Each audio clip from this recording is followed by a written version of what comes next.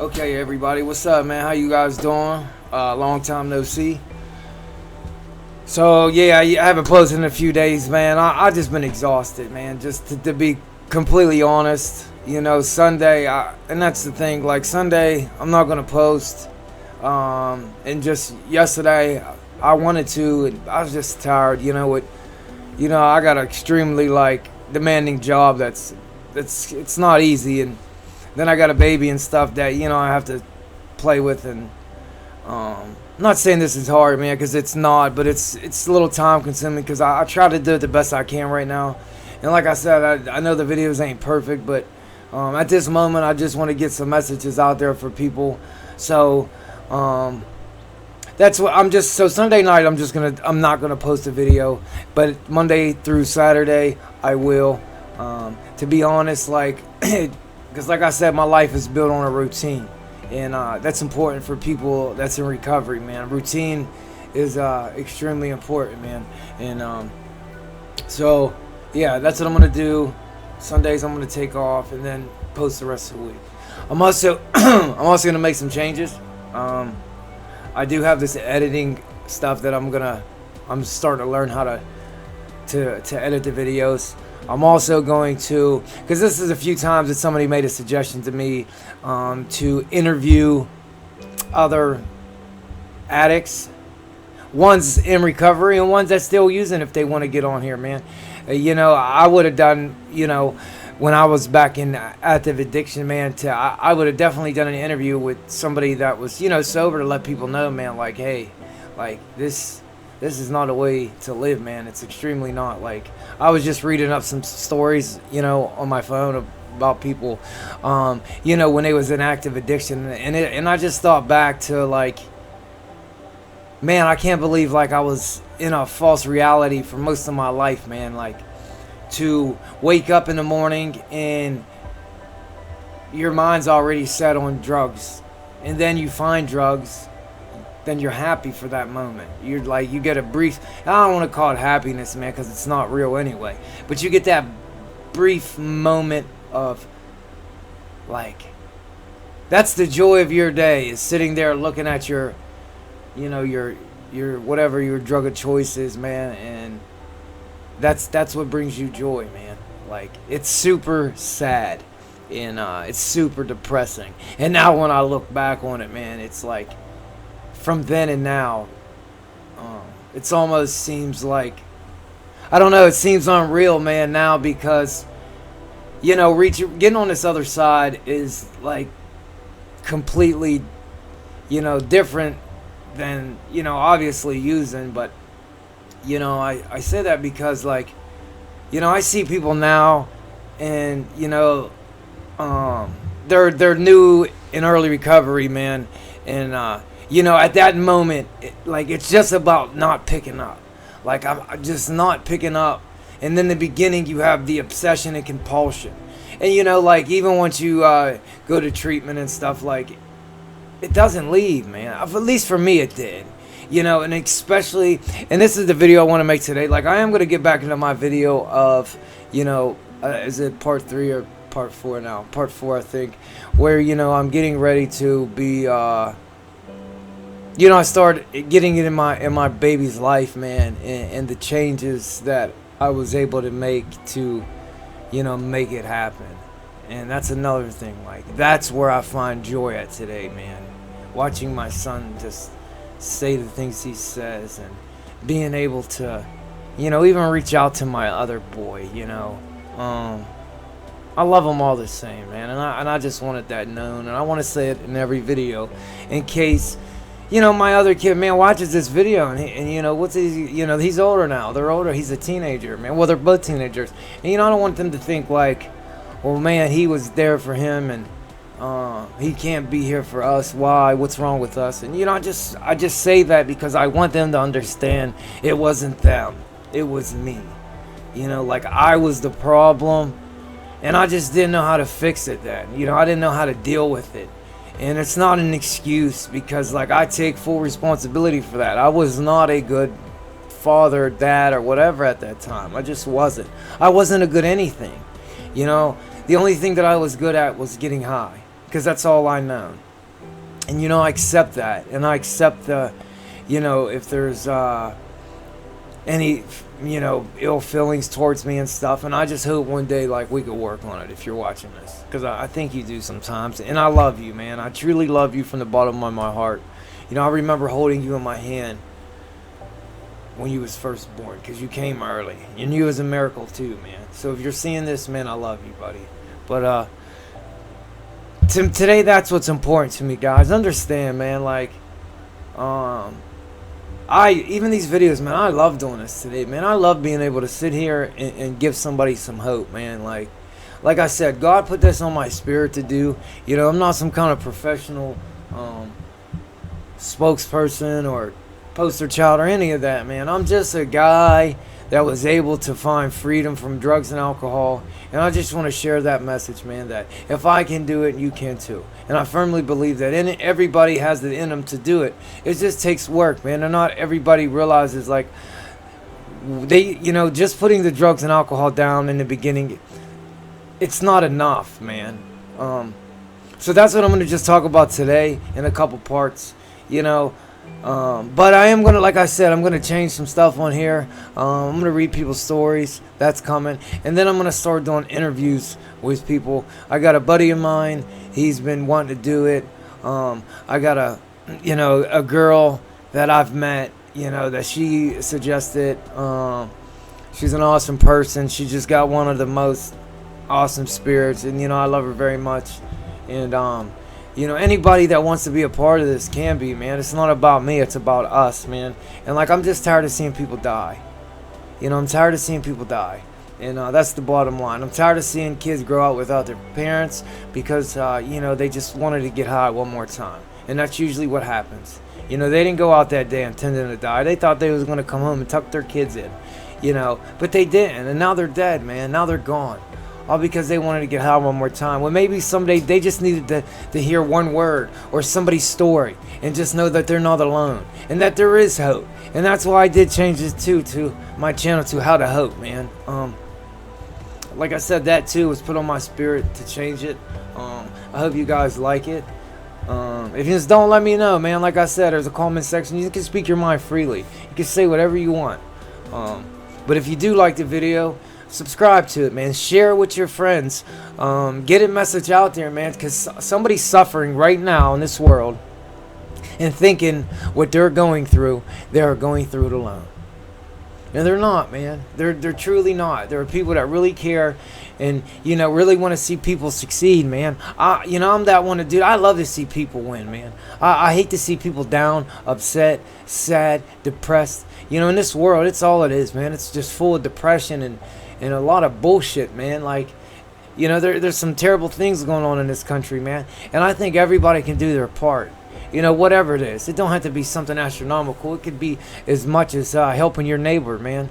And I think that's my true message, man, is hope, love, and spreading the message, man, of, peace and love, man. Like, that's what it's about, man. And I don't know. I just truly feel it on my heart to be able to share that. Now, with that being said, a couple other things I want to say is that because I talked to a friend of mine, she just reached out to me. She sent me a message and said, "Hey, Jay, I just want to let you know, hey, I'm home from rehab and, I'm doing well." And I love hearing that, man. I'm truly proud of you too. I don't want to mention any names because they, I'm just not, unless they're willing to do that or they're comfortable with doing that. But I just, want people to know, like, look, man, there's somebody else that is trying to change your life, and that's what it's about. And, I let them know, like, and I told them, I said, listen, great, I'm proud of you, congratulations. But now, this is where the real work begins, man, because especially, like, when you come home from a treatment, like, here's me. I come home from treatment. I get around the same people, places, and things that wasn't good for me in the first place. And then I end up in places that I know I shouldn't be. Mind you, I come home and I'm not doing nothing. I'm not reaching out to people that's sober. I'm not going to any meetings. I'm not doing any outpatient. I'm not doing any of that. And then next thing you know, like, I'm in jail or rehab again, and I'm wondering why. Like, I don't know how it happened. Yeah, I know exactly how it happened. I came home and did absolutely nothing. And then that's how I get high. Man, it takes a lot of work. So if you are fresh out of rehab, fresh out of jail, fresh out of somewhere, an institution or another, listen, I understand, like, you're the problem. Understand that first. Like me, like, I am the problem. Jason's the problem.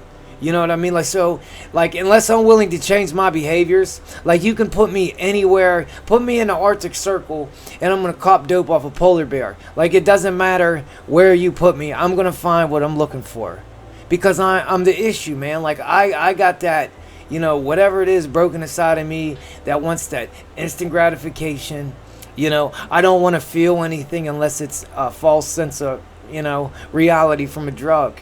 And I'll be honest with you, man. Like, I was content with that lifestyle for a long time until I was able to, like, clear my mind and really step back and look and see, like, dude, I was stuck in a and I think of the movie Groundhog Day with Bill Murray, man. And it's every day was like that. It was every day was like that, man. And it was sad. And, and it had grips on me. And like I said, I was a slave to that shit, man. Like, I was truly a slave, and heroin was my master. And I did exactly what it said to do, when it said to do it, and how it said to do it. Alright, sorry about that, guys. So anyways, like, I don't even know what I was saying at this point. But listen, man, if you're new, fresh out of rehab and stuff, listen, man, it's almost impossible to do it by yourself. Because, as for me, if I'm all by myself, like, I don't know anything how to stay sober, right? So, like, my brain tells me that I do not have a disease. It forgets all the times that I stole, manipulated, lied, cheated, just to get what I wanted. My brain only remembers them good times of using. Don't remember the times I laid in a jail cell. Or don't remember the times, I wanted to freaking end it because I just couldn't take it anymore. Like, I couldn't take the way it felt. If drugs is the problem, man, how's it going to be the solution? If you were a man, you need to get with a guy that, number one, that you're not going to like is going to call you out on your shit. Because that's exactly what you need. If somebody's co-signing everything you say, you're not going to get better. Only thing they're doing is enabling you. Another thing, you need to do whatever it takes, man. I don't push anybody's recovery program, mine, because everybody's is going to be different. But you do need to do something. I promise you, if you sit at home and do absolutely nothing, you will get high again. It's almost a fact. If you're a woman, same thing. Get with a woman that, that knows how to stay sober.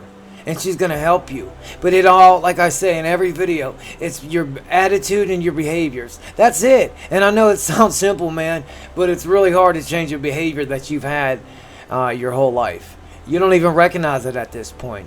But once you stay clean for a certain while, you start working on some of that inside shit, I'm not talking about looking good and fresh and nice shirt on. I'm talking about that inside shit that, them dark secrets that you got. That you don't want to tell anybody. Man, you got to get that shit out of you, man. Like, dump that shit, and if you don't feel right, talking with another person, man, give it to God, man. Like, I swear to me, my greatest asset, man, is God. He's been so good to me in my life, and I have to thank him every day. And, I can't forget that. It's the first thing I do in the morning, the last thing I do at night. And all my issues that I have, I lay them at the cross. But here's the problem. I give him all my burdens. And like I said, I'm still not perfect. So I give him my burdens, man, and I start to feel better. And then guess what I do? I run back over there and pick all that shit back up, and I start to carry it away again, man. But it takes practice. We talk about practice. It takes practice. And yeah, so like I said, if you enjoy doing meetings, do something, man. I'm not here to tell anybody about a recovery program, man, because like I said, everybody's can be different. But you have to do something, at least in the beginning, man, for a while, because what do you know? The only thing you know how to do is get high. If somebody handed me an NA book, and they was like, here, man, start with this page. And it was an empty page, and I'm like, dude, this page is empty. They're like, exactly, because that's all you know about staying clean. And it was right. I didn't know shit, man. I didn't even know who I was, what I was, how I felt, any of that stuff, man. Only thing I know how to do is, like I said, lie, cheat, manipulate, and show anger. You know, but I just showed anger because that's all I was taught, man. But there's a whole bunch of shit lying up under there, man. It's up to you to figure that out.